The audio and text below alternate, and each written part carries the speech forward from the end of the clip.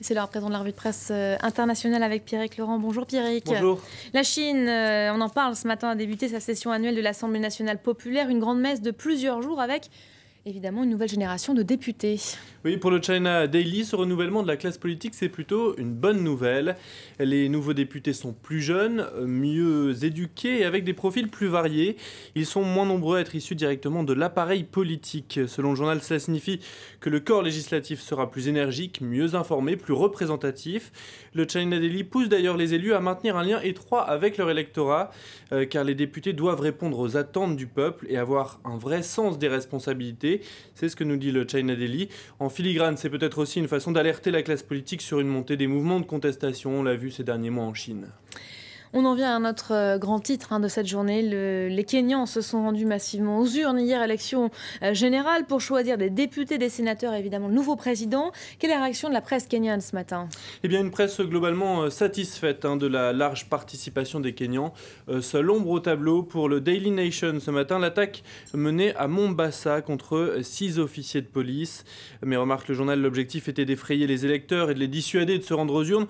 Objectif manqué, puisque toute la journée de longues files d'attente se sont formées devant les bureaux de vote. Certains ont attendu des heures pour pouvoir exprimer leur opinion. C'est la meilleure réponse face à ceux qui tentent de semer le chaos. Et cette image de l'attente des Kenyans hier fait la une de plusieurs quotidiens ce matin. Oui, on va regarder cette photo ce matin en une de The Independent, de nombreux électeurs qui attendent patiemment sous le soleil. Photo prise à Magadi, c'était au sud de Nairobi. Et ce titre, les électeurs défient la crainte des violences. En page intérieure, le quotidien explique que les files d'attente se sont donc formées dès le lever du jour. Deux raisons à cela, la forte participation, bien sûr, mais aussi l'utilisation d'un nouveau système informatisé pour identifier les électeurs.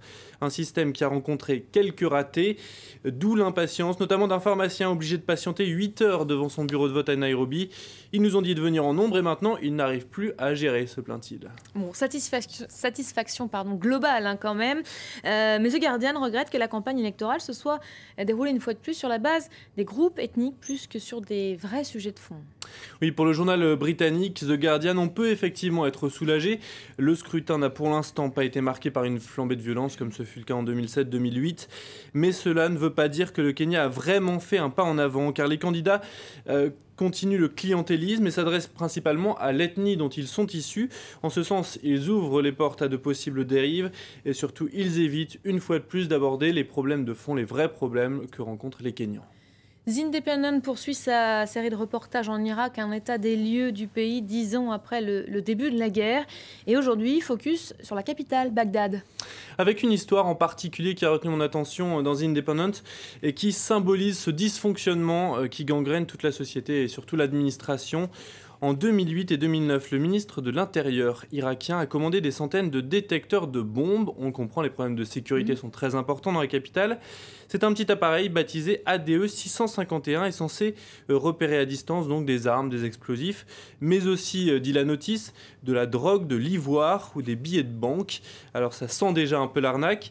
Il est aussi censé se recharger de lui-même, sans prise, avec simplement l'électricité statique de l'agent qui l'utilise, un détecteur qui ne marche en fait absolument pas, qui coûterait à la fabrication 50 livres et qui a payé 60 000 livres pièces pour chaque appareil, et des centaines ont donc été achetés par le gouvernement irakien. Ça paraît assez gros comme scandale. On va terminer avec le classement annuel des hommes les plus riches de la planète, The Guardian, qui a décortiqué le classement établi par le fameux magazine Forbes. C'est un classement très attendu et qu'on suit chaque année avec d'abord ce chiffre très impressionnant que relaye The Guardian, 210 milliardaires de plus en un an. Alors on voit les photos ici de deux nouveaux entrants.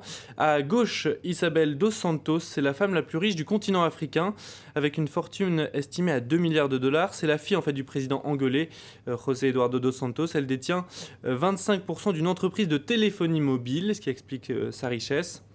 Autre nouvel entrant à droite, Renzo Rosso, c'est le fondateur de la marque Diesel, marque de vêtements très connue. Sa fortune est estimée à 3 milliards de dollars. Merci beaucoup Pierrick, c'était la revue de presse internationale.